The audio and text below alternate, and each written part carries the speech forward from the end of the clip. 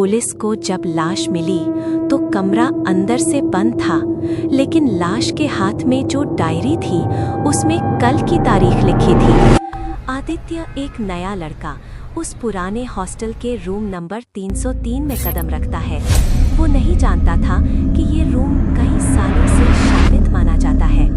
हर रात ठीक 2 बजे उसे दीवार के उस पार से किसी के रोने की आवाज़ सुनाई देती, एक कांपती हुई आवाज़ जो कहती, मुझे बचा लो, मैं यहाँ फंसा हूँ। आवाज़ में हल्का डर। आदित्य ने हिम्मत की और एक रात वार्डन को बुलाया।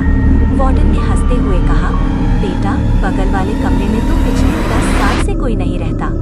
जोरदार ट्विस्ट, लेकिन आदित्य जानता था कि कुछ तो गड़बड़ है। उसने दीवार को तोड़ने का फैसला किया और जब दीवार गिरी तो वहाँ कोई नहीं था सिवाय एक पुराने टेप रिकॉर्डर के, जो अब भी बज रहा था।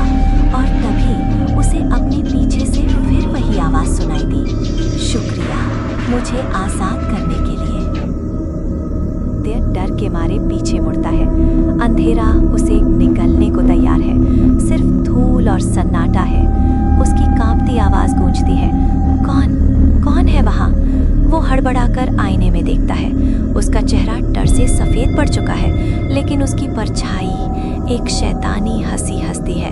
एक भारी आवाज़ गूंजती है, मैं कोई और नहीं, मैं तुम्हारा ही आने वाला कल हूँ। दरवाज़ा अचानक जोर से बंद होता है और ताला लगने की आवाज़ आती है। वार्डन की खौफनाक हंसी कमरे के सन्नाटे को चीर देती है।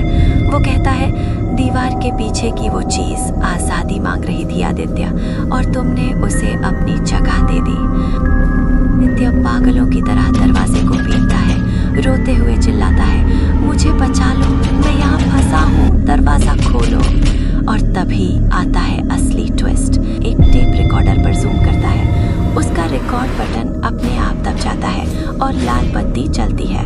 नरेटर की आवाज़ गूंजती है, उस रात आदित्य को समझ आया, वो टेप किसी भूत की नहीं बल्कि उसी की अपनी आवाज़ रिकॉर्ड कर रहा था, जो अब सदियों तक गूंजेगी। सीन बदलता है। सुबह हो चुकी है।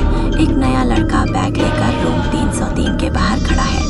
कमरा एकदम साफ है, दीवार जुड़ी हुई है। नरेटर फिर कहती है, इतिहास फिर दोहराया गया, एक नया शिकार आ चुका था। रात में जब नया लड़का सो रहा होता है, घड़ी में 2 बजते हैं और दीवार के अंदर से वही आवाज़ गूंजती है, मुझे बचा लो, मैं यहाँ फंसा हूँ। नया लड़का डर के मारे आंखें खोलता है।